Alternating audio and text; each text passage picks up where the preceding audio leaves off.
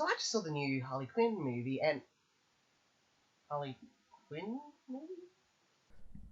Birds of Prey and the fantabulous emancipation of one Harley Quinn. Fantabulous, one Harley Quinn, one emancipation, fantabulous, mind over mayhem.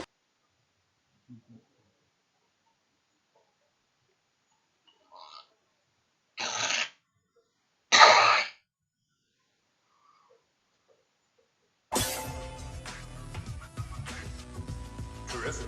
I'm not saying that. So I just saw the new Birds of Prey movie, not the Harley Quinn movie, and it was not good.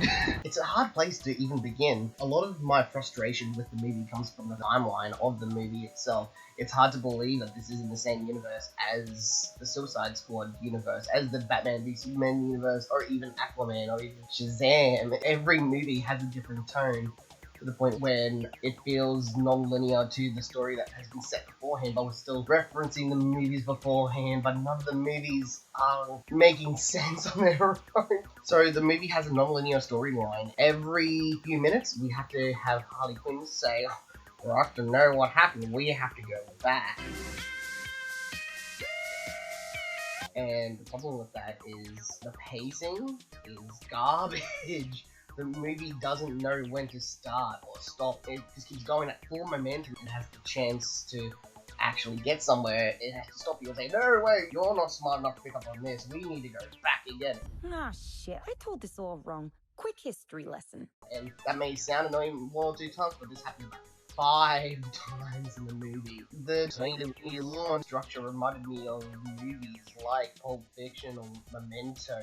It just doesn't fit with the tone the movie's going for. There's no purpose towards the structure of the movie to be that way. With Memento, it helped with the actual character. You made you feel like a character in the story. You felt like you had short-term memory loss. And you can argue that that's the same thing with Harley Quinn, but with Harley Quinn, she's telling you, the audience, breaking the fourth wall, which she hasn't proven to do before. She hasn't proven was capable of her in the past. It's just rewriting her character, and I don't care for the Harley Quinn character. I want a female anti-villain. I want someone I can have fun with, but I can't have fun with this character. Her breaking the fourth wall just felt very off-putting. You could even do a similar story structure with something like Pulp Fiction. The movie follows all these different characters, but the characters aren't given nearly enough depth. If we followed these characters and seen how each character interplayed with the story, it would be much more fulfilling story. Everything would just flow much more, and the influences are just flowing left, right, and center. There's a lot of Wes Anderson-esque dialogue. A character would do something, and then they'd say, "Oh, I just did that." For example, someone break a leg, and break someone's leg. It's like, "I just broke your leg." Oh, we don't trust the audience to tell you the plot, so we have to keep telling you what's going on in the plot. This all started when the Joker and I broke up. Now that I cut ties with Mr. J, I'm about to learn that a lot of people want me to, and at the top of that list is this guy. I wasn't the only dame in Gotham looking for emancipation. He's after all of us. We can't just rob him. You betrayed him. You killed his BFF. You are so cool. Oh, speaking of fucking, the tone of the movie just completely changes. So we've had Shazam, which naturally had a childlike aesthetic towards the maturity of the characters acted like children because they were children. With Suicide Squad, everyone felt like that weird bogan that felt like they were a bad bitch, but they just felt that way because they got a tattoo that said bad bitch across their forehead. With this movie, though, it's been slapped with a hard MA. In America, it's been slapped with a hard R. There's so much swearing, it doesn't feel natural to the characters. We're throwing in swears left, right, and center to just make it feel like it's more adult, but it just comes across like so childish. It doesn't help the fact that the movies feels like it was written by a 12-year-old. There's cliches everywhere. Like, you can almost predict what the dialogue is going to be half the time. Like, someone gets into a fight, and then someone will say to them, "Oh, you look really damaged," and the other one will go, "Oh, you should have seen the other guy."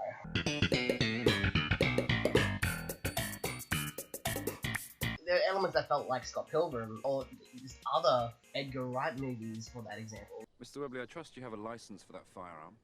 I does for this one. Does for this one. He does for this one. What do you mean by this one?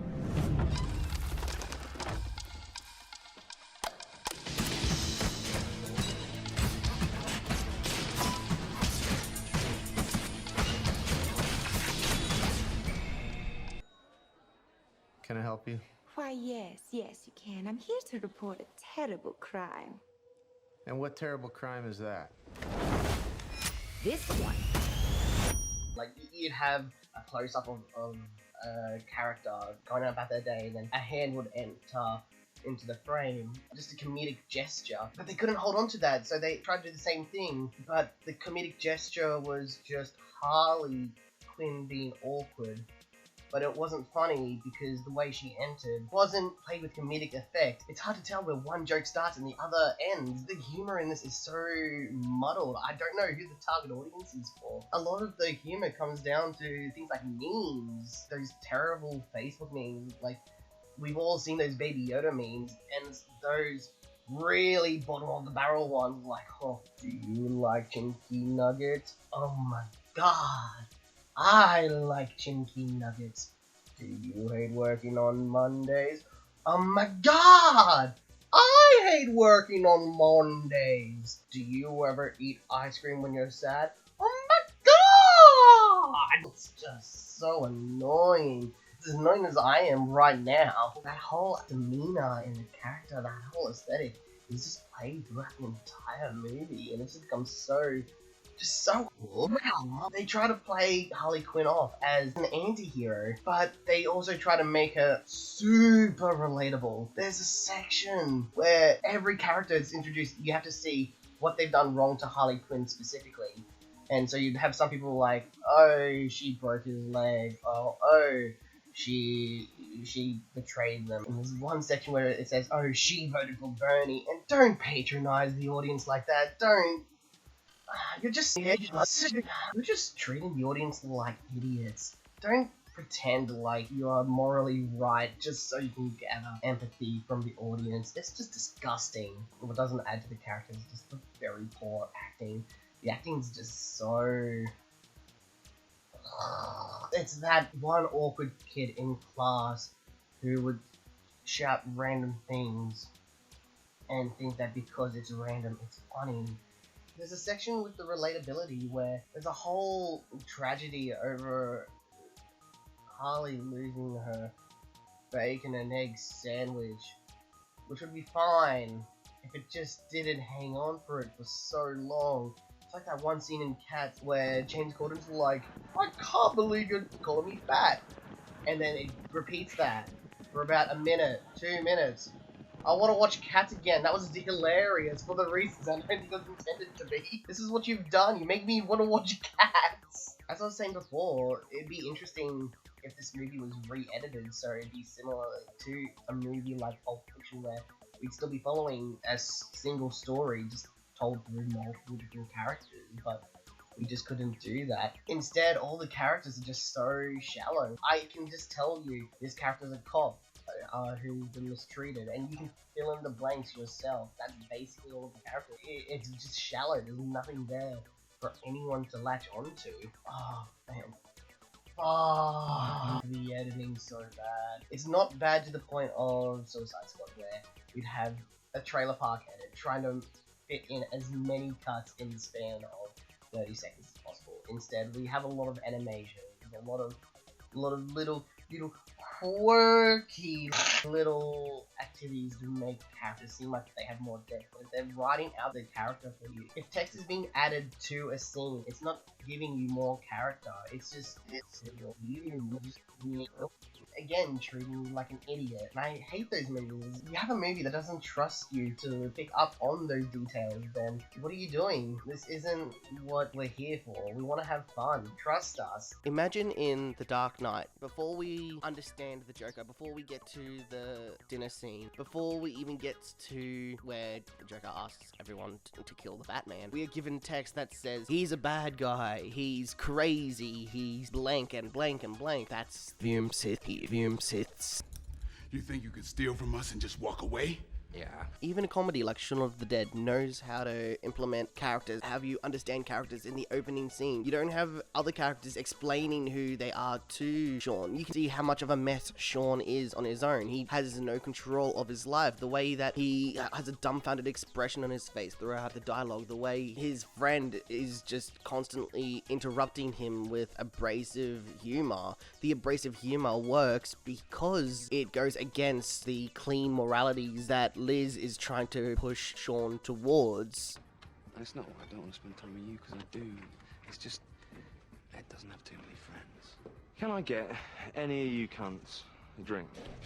Imagine if at the end of The Shining, we had Jack Nicholson just explain the whole movie to you. It's just bullshit. That's not what we're here to do. The directors can trust us. We know how to The action scenes were also very frustrating. They'd act like a form of a dance instead of hit and retaliation or consequences, and instead there'd be segments where Harley or another character will have multiple seconds to do whatever they want while the other enemies come across like they're just waiting to be hit, and it just makes it feel like a dance routine instead of an action scene. I don't feel any consequences. I don't feel like there's any repercussions for any characters and their action. As much as I am shitting on this movie, it's not hot garbage. There are sparks of excellent camera work and excellent involvement with the action. When the action is all small scale, you have a firm idea of what's going on and you feel like you're part of the action. What makes it all fall apart though is when we go large scale and there's so much going on and so many characters in different locations. You have no idea where any location is, and it's just a mess. And there are little elements like that throughout the movie. I can see a good, fun, possibly great movie in here. It's just being lowered down by these ideas that are just trying to be relatable more so than be its own story. It tries to carry too many different ideas at once, and that's where it falls apart. Especially with the sound editing. With the sound editing, there's just so much horrible mixing and sound edits. Every single hit has a very heavy bass.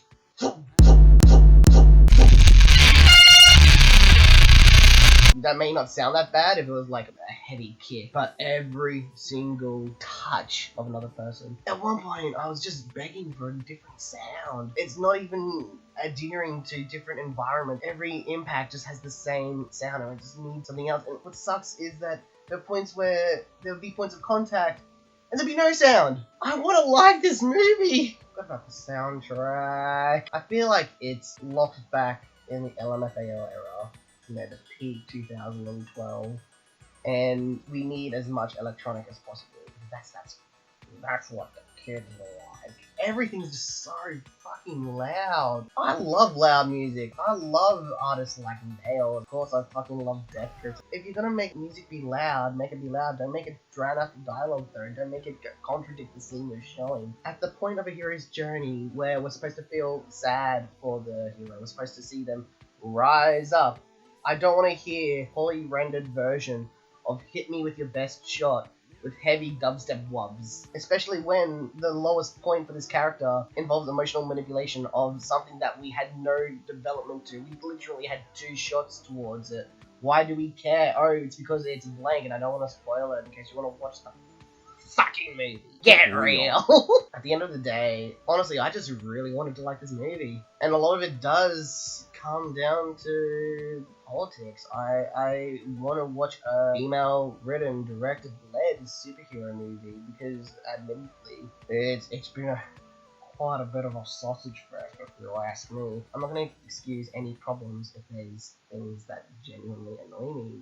Is frustrating because we've had such a great run of female-directed movies in the past. Like, we've had various ranges of genres and topics, from action thrillers like American Psycho, directed by Mary Horan. We've had intense horror movies such as Babadook and Nightingale, both directed by Jennifer Kent. We've had a lot of intense dramas. We have Greta Gerwig. He's slowly rising to the top as one of the best female directors at the moment. She's just written and directed Little Women. Everyone's loving Little Women. Even if you hate women, people are loving Little Women. Even directors like Lily Wang for The Farewell, or even classics like Sofia Coppola for Lost in Translation.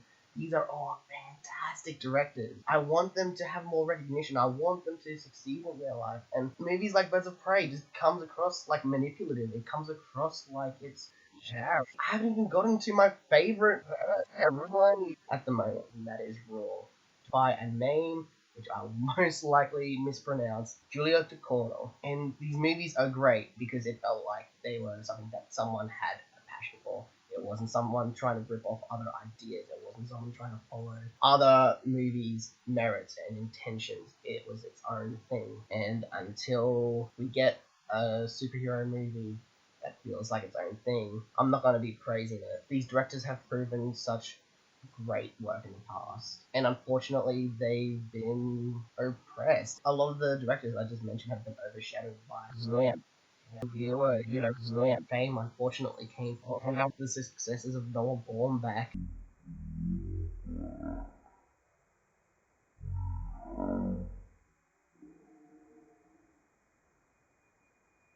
We have Sofia Coppola riding off of the success of Francis Coppola of the Godfather series, and just seeing the fact that these directors need to ride off of the shadows of men is depressing. We need to support more female directors, and that's all it is. This is just another superhero movie, just with very poor editing, very poor everything. At least it's not Suicide Squad, though.